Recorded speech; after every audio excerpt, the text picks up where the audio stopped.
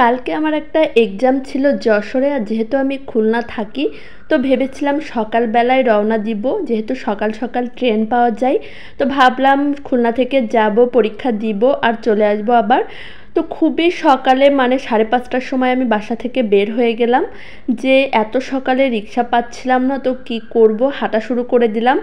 এত সকালে হাঁটতে খুবই ভালো লাগতেছিল, যেহেতু জেনারেলি এমন হাঁটা হয় না, বা ঘুম থেকে উঠে যে বাইরে হাঁটবো এমন এনার্জিও কিন্তু থাকে না। তো অনেকক্ষণ হাঁটার পরে একটা রিক্সা পেয়েছিলাম, সেটাতে করে স্টেশনে চলে আসলাম।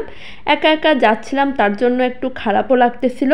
হঠাৎ করে স্টেশনে যে একটা বান্ধবীকে পেয়ে গেলাম, তাকে পেয়ে এত বেশি ভালো লাগতেছিল যে নার্ভাসনেস কাজ করতেছিল। বান্ধবীকে দেখার পরে সবই পালিয়ে গেল।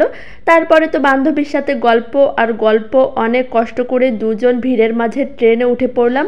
উঠে ঠেলাঠেলি করে সিটও পেলাম। আর যে দিনগুলোতে সাধারণত পরীক্ষা থাকে একটু ভিড় বেশিই থাকে, অনেক ঠেলাঠেলি করে তারপরে যেতে হয়, যার জন্য আমরা অনেক ভোরে ট্রেনে আসতেছিলাম।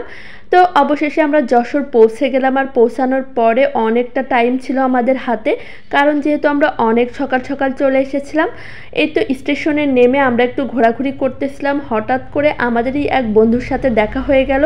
তখন আরও অনেক বেশি ভালো লাগতেছিল, কারণ একা একা বাসা থেকে বের হওয়ার পরে এক দল বন্ধুবান্ধবী হয়ে গেলাম।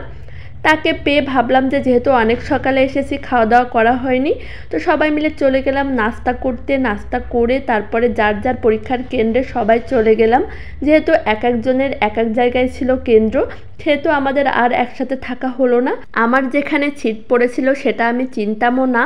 তো তারপরে আর এক বন্ধুর সাহায্য নিয়ে খুঁজে বের করলাম কেন্দ্রটা, খুব তাড়াতাড়ি পেয়ে গিয়েছিলাম।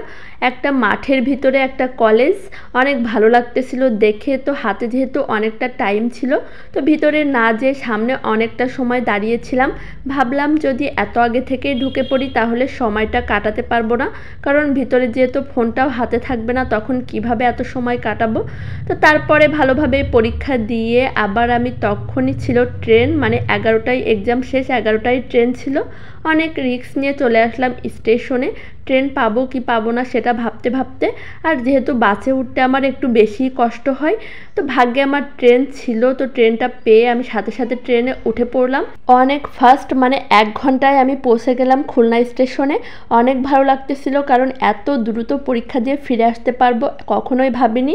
আর ট্রেনটা পেয়ে আমি তো মনে হলো একদম একটু শান্তি পেলাম, কারণ বাসে উঠলে আমি অসুস্থ হয়ে যেতাম।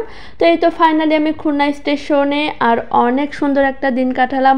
বন্ধু বান্ধবীদের সাথে দেখা হয়ে আরও বেশি ভালো লাগলো, যেহেতু একার জার্নি ছিল। তো সবাই আমাদের জন্য দোয়া করবেন। আজ এই পর্যন্তই, আল্লাহ হাফিজ।